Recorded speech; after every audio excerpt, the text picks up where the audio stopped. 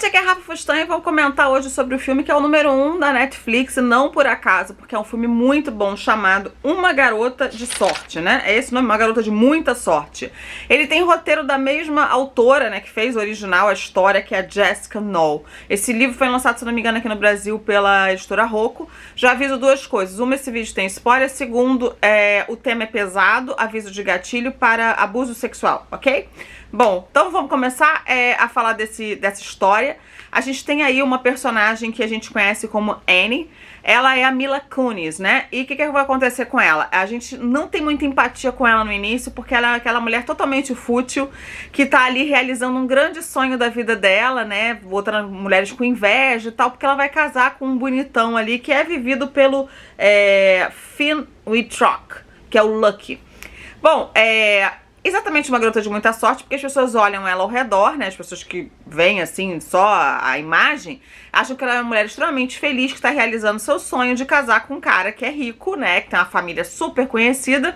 E ela veio como bolsista, a mãe dela sempre se esforçou muito, né? Pra dar criação a ela e tudo, mas não tem nenhuma família famosa, não tem grana e tal. Então ela é considerada ali uma menina de sorte por estar ali agora num patamar e ter um emprego também bacana, que ela é editora de uma revista, ela é jornalista, né, ela é editora da revista, e ela escreve uma coluna sobre sexo, que faz muito sucesso. E a chefe dela, que é vivida pela maravilhosa sempre, né, de Jennifer Beals de Flashdance, e aí vai, né, uma época retrô, então ela faz uma participação especial, mas só de vê-la já é muito bacana.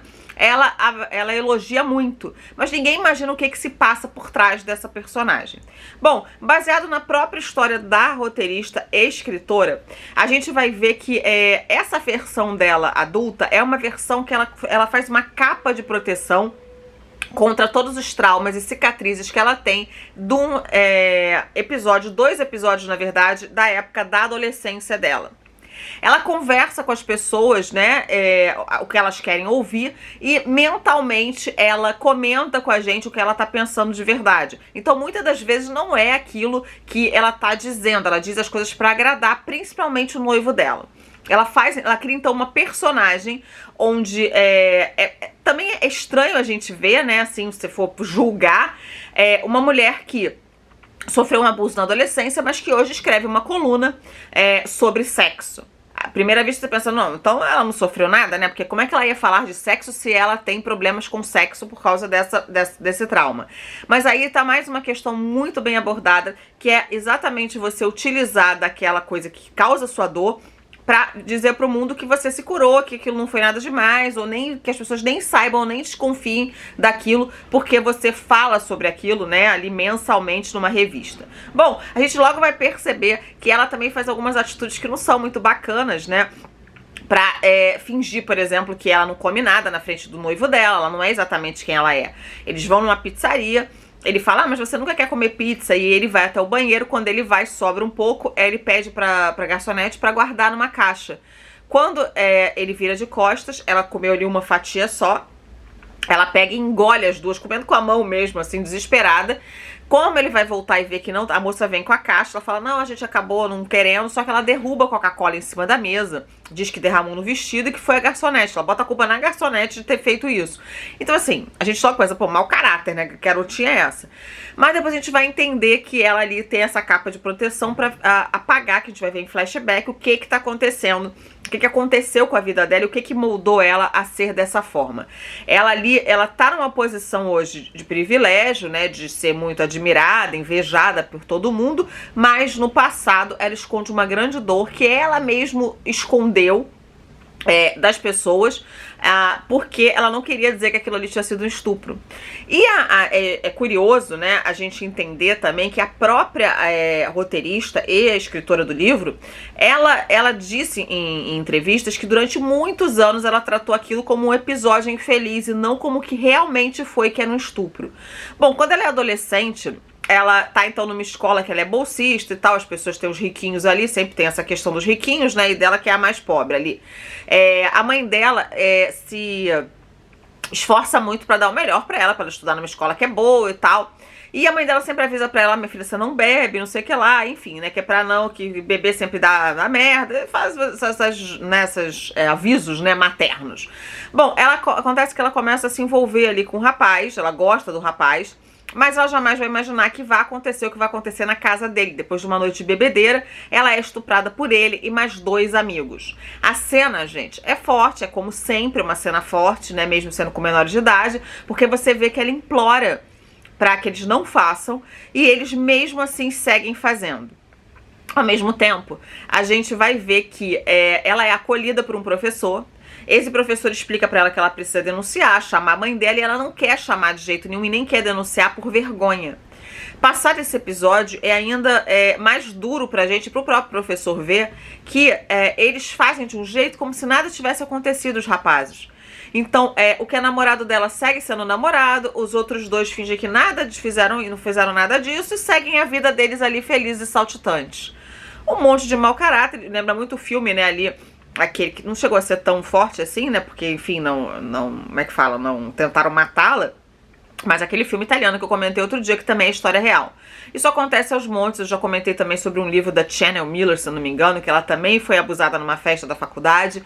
Enfim, quando une mau caráter e álcool, né, é só uma desculpa pra pessoa que já é uma criminosa agir com seus crimes. Se as pessoas não têm limite em casa, eu também acredito que não podem ter limite na vida, porque os pais passam pano com dinheiro pagando as pessoas, né? Então, assim, é isso que também mostra nesse filme. Bom, o professor vai tentar fazê-la com que ela, né, denuncie. Por diversas vezes ela vai continuar negando e vai viver aquela vida ali, né, de ficção, literalmente, com aqueles criminosos que fizeram aquilo com ela.